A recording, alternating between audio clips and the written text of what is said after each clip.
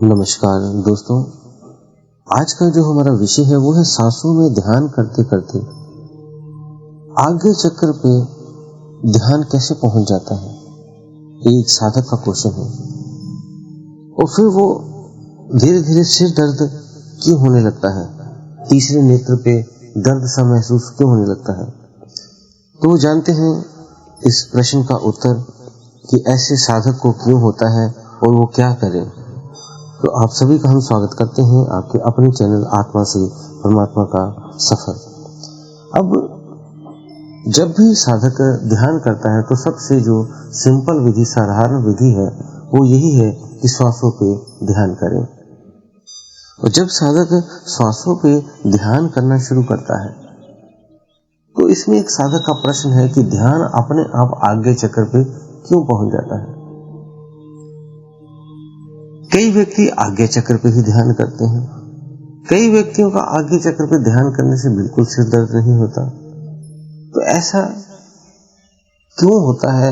ये दो तरह से सांसों पे ध्यान करने से आज्ञा चक्र पे क्यों पहुंचते हैं, और सांसों पे ध्यान करने से कईयों का आज्ञा चक्र में बहुत अच्छा लगता है और कईयों को सिर दर्द हो जाता है।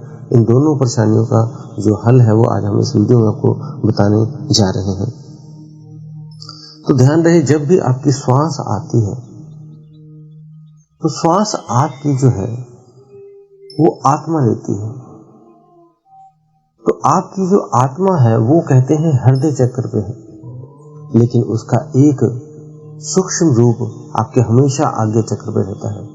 और जब आप ध्यान की स्थिति में होते हो या आप सो रहे होते हो तब आपकी जो आत्मा है, जो आपकी कहते हैं सूक्ष्म ऊर्जा की जो आत्मा है, वो आपके इसमें आ जाती है आज्ञा चक्र पे। तो ये इसको निवास स्थान भी बोल देते हैं। जब जागृत होते हैं तो ये हृदय पे आपकी आत्मा आ जाती है, जब आप सो जाते हैं तो या ध्यान में होते हैं तो आपकी आज्ञा चक्र पे आ जाती है। तो जो श्वास ले रहा है इस शरीर में वो कौन ले रहा है? तो इस शरीर में आपकी आत्मा जो है वो श्वास ले रही है ताकि ये शरीर एक्टिव रहे। इस शरीर में पूरे कार्य जो भी करना होता है आपकी आत्मा करेगी, इसके अलावा और कोई नहीं करेगा। आपने कोई सामान उठाना है, रखना है, देखना है, कोई काम करना है, ये आत्मा की ऊर्जा के बिना कोई भी काम नहीं होता। इसीलिए कोई भी कार्य को आप करते हैं तब आप अगर कुछ गलत कर देते हैं तो कर्म बंधन में आ जाते हैं, पाप लग जाता है जिसे आप बोल देते हैं। और अच्छे कर्म करते हैं तो पुण्य लग जाता है इस आत्मा को, इस आत्मा के खाते में वो पुण्य लिखे जाते हैं। मीन्स इस शरीर का कोई भी अंग कुछ नहीं कर सकता जब आत्मा है। अगर आत्मा आपकी शरीर से निकल जाए तो ये शरीर मृतक हो जाता है और ये कोई काम नहीं कर सकता। तो इसलिए आत्मा ही ये श्वास आज्ञा चक्र में बैठ के ले रही होती है।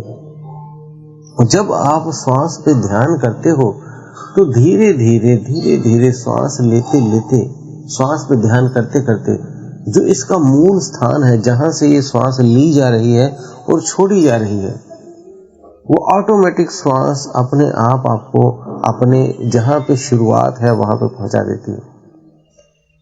जैसे एक रास्ते में एक व्यक्ति ने कुछ फेंकते फेंकते चला गया, जैसे चने फेंकता फेंकता चला गया, तो वो अगर बंदर है तो वो बंदर उस चने को खाता खाता उसी रास्ते में वहां पहुंच जाएगा जहां से वो व्यक्ति आखिरी में जाके पहुंचा है, क्योंकि वो चने वहां गिरते गिरते रास्ते में जाएंगे और वो वहां तक पहुंच जाएगा। ऐसे ही साधक भी इस श्वास के जरिए धीरे धीरे अपनी आत्मा तक पहुंच जाता है, श्वास को पकड़े पकड़े।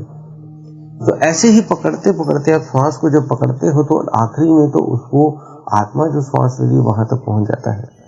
तभी तो ऐसे ही ध्यान करते करते वो आत्म ज्ञान को प्राप्त होता है जब वो वहां पे पहुंचता है। तो उसके लिए पहुंचता कहाँ है? आज्ञा चक्र पे ही आपकी आत्मा है। तो वहां पे धीरे धीरे जब पहुंचता है तो 5 लेयरों को पार करना होता है उसे।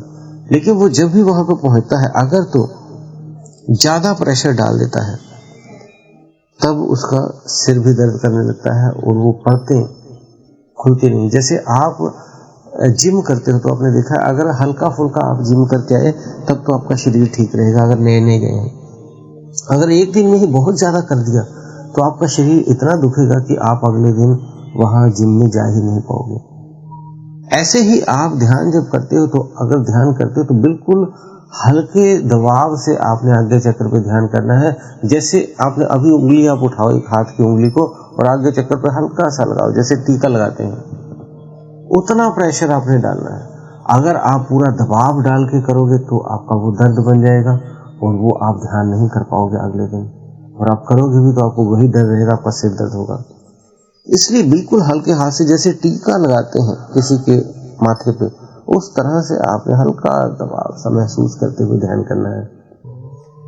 पूरा प्रेशर डाल देंगे, जैसे पूरा अंदर को गड्ढा ही करना है, जैसे ऐसा दबाएंगे, ऐसा प्रेशर बना के ध्यान करेंगे, तब आपका सिर दर्द करेगा। तो इस तरह से आपने बिल्कुल हल्के भाव से ध्यान करना है, सिर दर्द ना करे, बिल्कुल हल्के से। और दोस्तों अब आपको श्वास का भी पता लग गया, कैसे श्वास कहाँ कब पहुंच जाती है, उसका भी हमने उत्तर दे दिया। तो मूल स्वरूप तक उसे पहुंचना ही है। उम्मीद है आपके दोनों प्रश्नों के उत्तर इसमें दे दिए होंगे। जिस भी साधक ने ये प्रश्न पूछा था उसके उत्तर देने की कोशिश की है, और भी कई व्यक्तियों के ये प्रश्न होते हैं साधकों के, उनको भी ये उत्तर मिल गया है। तो दोस्तों अगर आप नए हैं तो हमारे चैनल को सब्सक्राइब करके बेल बटन को दबा लें, वीडियो को ज्यादा से ज्यादा लाइक कर दें। इसी के साथ आप सभी से हम विदा लेते हैं। धन्यवाद।